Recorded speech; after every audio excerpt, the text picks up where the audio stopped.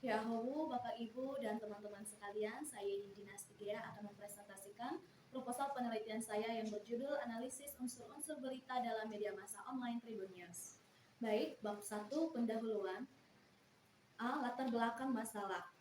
Teks berita adalah teks yang berisi mengenai laporan peristiwa yang memiliki nilai berita secara faktual, aktual, penting, dan menarik. Teks berita sering dijumpai dalam media massa maupun media online. Hadirnya media online membuat akses untuk mendapat berita lebih gampang. Tujuannya untuk menyampaikan kepada para pembaca, pendengar, dan lainnya tentang informasi penting yang layak disajikan. Untuk menyajikan informasi yang lebih lengkap dengan menggunakan unsur 5W tambah 1H. Namun sangat disayangkan, masih saja ada situs media online yang unsur-unsur beritanya kurang lengkap, yang menjadi permasalahan untuk menerima informasi. Masuk pada bagian B, yaitu fokus dan subfokus penelitian. Fokus penelitian ini adalah unsur-unsur berita pada situs media online Tribun News. Dan subfokus penelitian ini adalah mendeskripsikan unsur-unsur berita yang terdiri dari what, who, when, where, why, and how. Bagian C, rumusan masalah. Yang menjadi rumusan masalah dalam penelitian ini yaitu bagaimana unsur-unsur 5W tambah 1H pada situs media online Tribun News. Bagian D, tujuan penelitian. Sesuai dengan fokus penelitian tersebut, maka penelitian ini bertujuan untuk mendeskripsikan unsur-unsur berita pada media massa online Tribun News. Kita masuk pada bagian E, manfaat penelitian.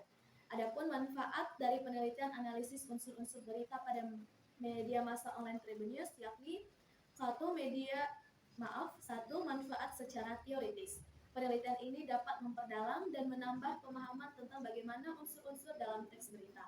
Yang kedua, manfaat secara praktis. Bagi peneliti untuk memecahkan masalah.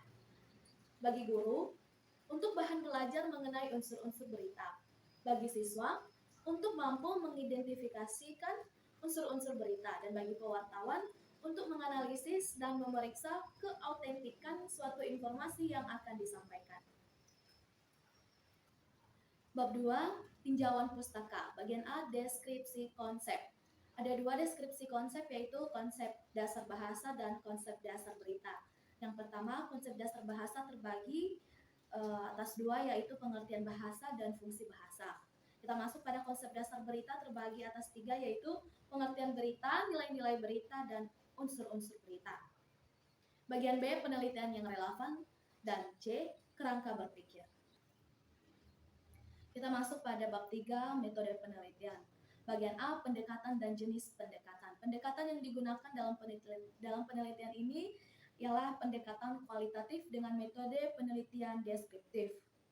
Bagian B, tempat dan waktu penelitian. Yang pertama, tempat penelitian ini tidak ditentukan oleh peneliti, sebab penelitian ini merupakan penelitian kualitatif non-interaktif. Sedangkan waktu penelitian ini dilakukan selama 1 bulan, yakni dari bulan Juni hingga bulan Juli. Bagian C, data dan sumber data. Data dalam penelitian ini terdiri dari dua bagian, yaitu data primer dan data sekunder. Data primer adalah sumber data yang langsung memberikan data kepada pengumpul data, sedangkan data sekunder merupakan sumber yang tidak langsung memberikan data kepada pengumpul data lewat orang lain atau lewat dokumen. Bagian D, teknik pengumpulan data. Teknik pengumpulan data yang digunakan dalam penelitian ini adalah teknik catat. Bagian E, teknik analisis data. Menurut Sugiono, mengemukakan bahwa analisis data adalah proses mencari dan menyusun secara sistematis data yang diperoleh dari hasil wawancara, catatan lapangan, dan dokumentasi dengan cara mengorganisasikan data ke dalam kategori, menjabarkan ke dalam unit-unit, melakukan sintesis, menyusun ke dalam pola, memilih mana yang penting dan yang tidak akan dipelajari, dan membuat simpulan sehingga mudah dipahami oleh diri sendiri maupun orang lain. Dan yang terakhir, bagian F, yaitu pengecekan keabsahan data. Untuk menjamin temuan peneliti, maka dilakukan pengecekan keabsahan data yang diperoleh. Teknik pengecekan keabsahan data yang digunakan ialah teknik tribulasi. Baik, demikianlah hasil presentasi proposal penelitian saya. Saya mohon maaf atas segala kekurangan. Terima kasih.